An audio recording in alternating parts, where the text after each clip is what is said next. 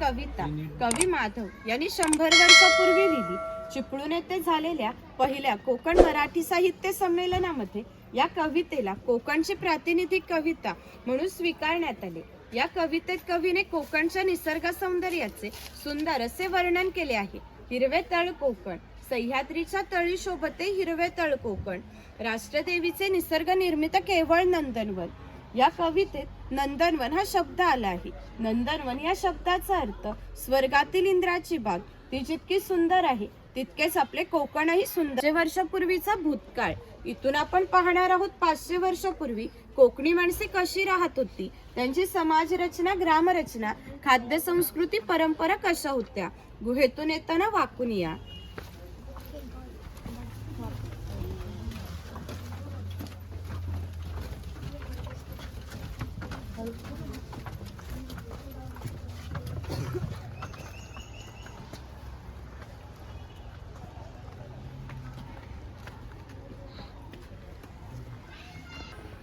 पुढे सरका. हा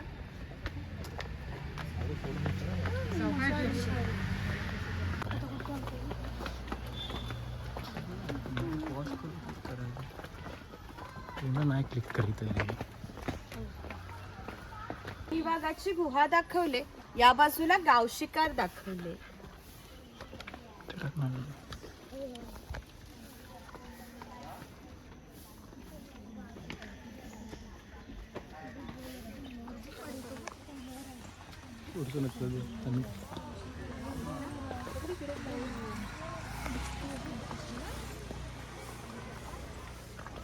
ग्रामदेवतेचं मंदिर आहे.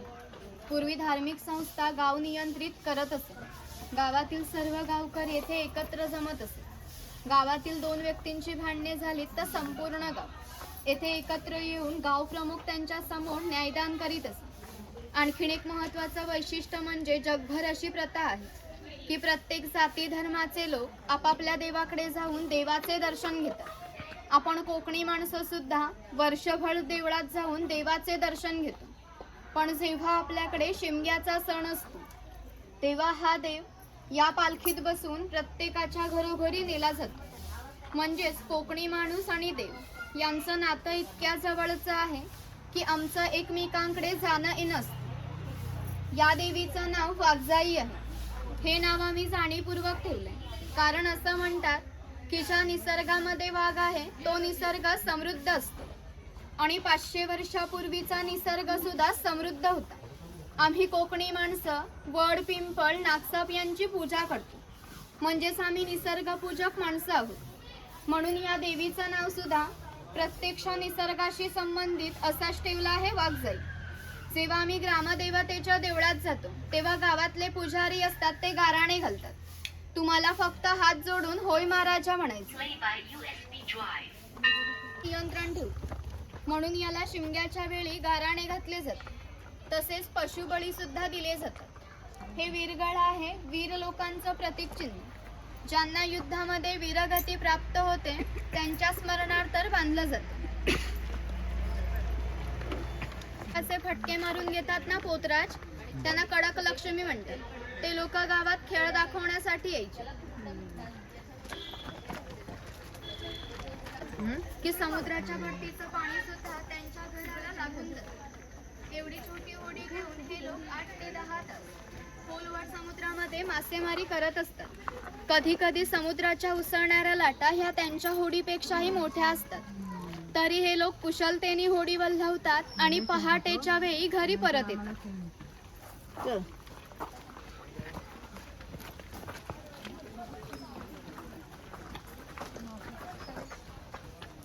नाभिक आहे.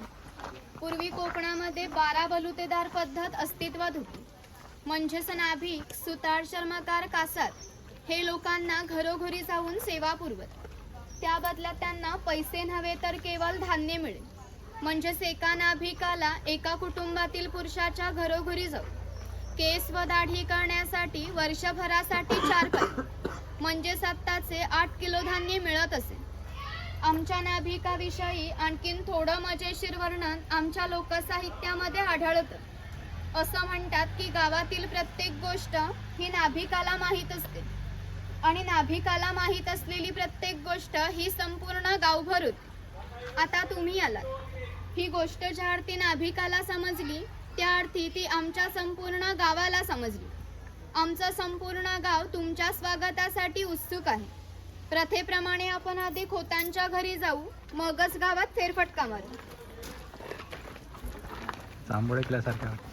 राजाचा गावातील थेट प्रतिनिधी म्हणजे खोत. धार्मिक आणि राजकीय बाबतीत पहिला मान खोतांचा. खोत गावचे प्रमुख असत. गावात न्यायदान करणे, महसूल गोळा करणे ही कामे खोतांची असत. ही खोतांची बायको आहे. कोकणी स्त्रिया सुंदर होत्या आणि शूरही होत्या, परंतु त्यांना स्वातंत्र्य नव्हते. माझघराचा उंबरठा ही त्यांच्यासाठी मर्यादा होती. खोतांची 2 मुले आहेत. ती आपला परंपरागत खेळ सोंगट्या खेळत आहेत. महाभारतामध्ये हाच खेळ धर्मराज आणि दुर्योधन यांच्यामध्ये द्यूत या नावाने खेळला गेला. हस्तिदंती फासे असतात किंवा शंखांच्या कवड्या असतात. त्या टाकून विशिष्ट प्रकारचे दान मागितले जाते. त्यानुसार सोंगट्या मागे पुढे सरकवून हा खेळ खेळला जातो. घराची रचना पहा. खोत ज्या उंचवट्यावर बसले आहेत त्याला ओटी असे म्हणतात. गावातील मान्यवर लोक ओटीवर बसत असत. समोर आहे ती पडवी. सर्वसामान्यांनी पडवीला बसायचे. खोतांच्या डाव्या बाजूला आहे स्वयंपाकघर, उजव्या बाजूला आहे देवघर. खोतांच्या मागे आहे ते माझघर, म्हणजेच पूर्वीचे बेडरूम. घराचे छप्पर पहा. वरती छोटे छप्पर आहे, मध्ये गॅप आहे, खाली मोठे छप्पर आहे. कोकणामध्ये उष्णता फार असते. घरातील उष्ण हवा या गॅप मधून सतत बाहेर जाते आणि बाहेरील थंड हवा तिची जागा घेते, म्हणजेच घरातील वातावरण नेहमी थंड राहते. घरासमोर अंगण आहे. अंगणात तुळस आहे. अंगण हे कोकणी घरांचं वैशिष्ट्य आहे. इथे अडकीत त्यांचे प्रकार दाखवले, तुम्ही बघू शकता ते.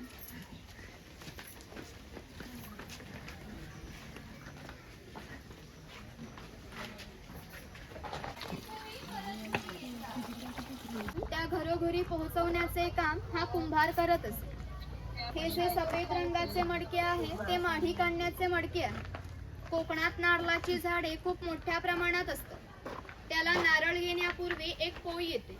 तिला आडवा काप दिला जातो. बाजूने विशिष्ट प्रकारचा झाडपाला लावला जातो. तो पाला आतील माडी शोषून घेतो. थेंब थेंब गळणारी माडी हे मडके वरचेवर लावून त्यामध्ये साठवली जाते. माडी काढण्याचा व्यवसाय आजही भंडारी समाज करत आहे. दागिने हा सोनार बनवून देत असतो. त्याच्या या अप्रतिम कलाकुसरीमुळे त्याच्या दागिन्यांना जगभर मागणी होती. शिमगा, नवरात्र व अन्य वेळी ग्रामदेवतेला दागिने घालण्याचा मान हा सोनाराचा असे. पुराणी दाभोळ या कोकणातील बंदरांना 5000 वर्षापूर्वीचा इतिहास आहे. या बंदरांमधूनच भारतीय व्यापाराने जगाशी व्यापार केला. या बंदरांमधून निर्यात होणाऱ्या वस्तूंमध्ये हस्तकौशल्याच्या वस्तू, तलम कापड, शंख, शिंपले, दागिने इत्यादी वस्तूंची निर्यात हा वाणी करत असे.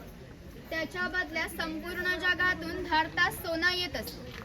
म्हणजेच भारताने जे सुवर्ण युग अनुभवले याची प्रवेशद्वारे कोकणची बंदरे होती.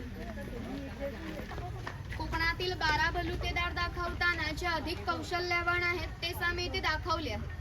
त्यापैकी हा सुतार आहे. हा सुतार सावंतवाडीचा सुतार आहे. सावंतवाडीतील लोकांचे लाकडावरील कोरीव काम हे जगप्रसिद्ध आहे. त्यांच्या काही हस्तकौशल्याच्या वस्तू तुम्हाला आमच्या हस्तकला विक्री केंद्रात पाहायला मिळतील. इकडे दरवेशी दाखवलाय. त्याचप्रमाणे त्यांना लागणारी लोखंडी अवजारे बनवून देण्याचे काम हा लोहार करत असे. 500 वर्षापूर्वी कोकणाची राजकीय परिस्थिती अस्थिर होती. बरेचसे लोक सैन्यांमध्ये होते.